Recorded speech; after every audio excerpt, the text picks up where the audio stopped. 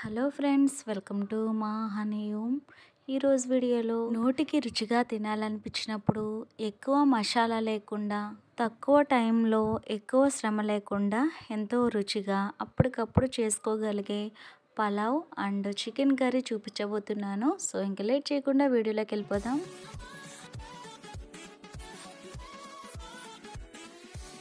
పలావ్ తయారీకి ముందుగా బియ్యం తీసుకోవాలి.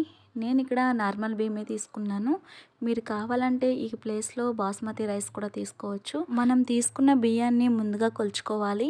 నేను ఇక్కడ ఈ గ్లాస్తో 2 గ్లాసుల వరకు బియ్యం తీసుకున్నాను. బియ్యాన్ని కొలుచుకొని ఒక గిన్నెలో వేసుకున్న తర్వాత 1కి 2 సార్లు కడిగి మళ్ళీ బియ్యం మునిగేంత వరకు నీళ్లు పోసుకొని ఒక హాఫ్ అన్ అవర్ పాటు పక్కన పెట్టుకోవాలి, నానబెట్టుకోవాలి. తర్వాత స్టవ్ పైన పలావ్ ఉడకడానికి సరిపడా గిన్నెను స్టవ్ పైన పెట్టుకొని అందులో 1 table spoon oil, 1 table spoon నెయ్యి వేసుకొని వేడి చేసుకోవాలి.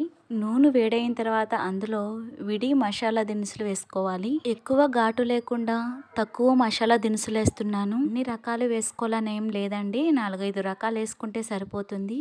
మీకు ఇష్టమైతే ఇందులో జీడిపప్పు పలుకులు కూడా వేసుకోవచ్చు, 2 టేబుల్ స్పూన్ అలా. జీడిపప్పు పలుకులు, మసాలా దినుసులు లైట్గా ఫ్రై అయిపోయిన తర్వాత ఇందులో ఇప్పుడు 1 ఉల్లిపాయ, 2 పచ్చిమిర్చి, 1 క్యారెట్, 2 టమాటా ఇలా కొంచెం పెద్ద ముక్కల కింద కట్ చేసుకొని వేసుకోవాలి. ఇవన్నీ వేసుకొని ఒకసారి కలుపుకున్న తర్వాత ఇందులో ఇప్పుడు 2 టేబుల్ స్పూన్ల అల్లం వెల్లుల్లి పేస్ట్ వేసుకొని పచ్చివాసన పోయేంత వరకు కలుపుతూ ఫ్రై చేసుకోవాలి మీడియం మంట పైన.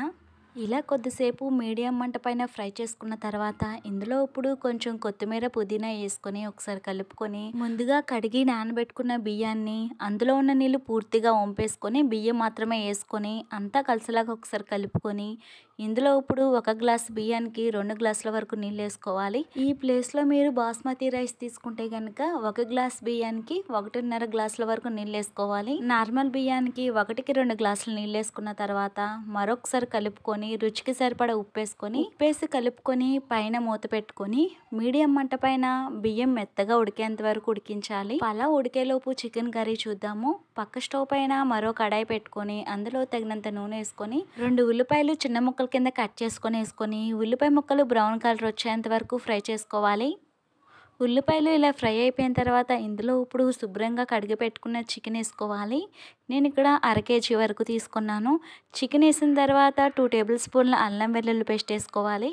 అల్లం వెల్లుల్లి పేస్ట్ చికెన్ పీసెస్కి పట్టేలాగా కలుపుకున్న తర్వాత మూత పెట్టి మీడియం మంట పైన కొంచెం సేపు ఉడకనివ్వాలి చికెన్ని. చికెన్లో నుంచి వచ్చిన నీరు పూర్తిగా ఇంకిపోయిన తర్వాత చికెన్ కూడా బాగా మగ్గిపోయిన తర్వాత ఇప్పుడు ఒకసారి కలుపుకొని ఇందులో ఇప్పుడు రుచికి సరిపడా ఉప్పు, 1/2 టీ స్పూన్ పసుపు, 3 టేబుల్ స్పూన్ల కారం మీరు తినేదాన్ని బట్టి వేసుకోవచ్చు.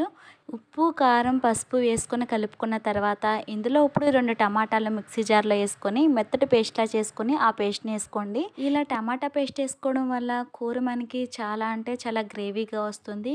మీకు ఇష్టం లేకపోతే కనుక టమాటాలని చిన్నగా కట్ చేసుకొని వేసుకోండి. బట్ వేసుకుంటే మాత్రం కూర చాలా గ్రేవీగా ఉంటుంది. టమాటా పేస్ట్ వేసుకున్న తర్వాత 1 నిమిషం పాటు అలానే ఉడికించుకొని తర్వాత ఇందులో 1 గ్లాస్ వరకు నీళ్ళు వేసుకుంటే సరిపోతుంది. ఆల్రెడీ మనకి చికెన్ సగానికి పైగానే ఉడికిపోయింది కాబట్టి 1 గ్లాస్ నీళ్ళు అయితే సరిపోతాయి.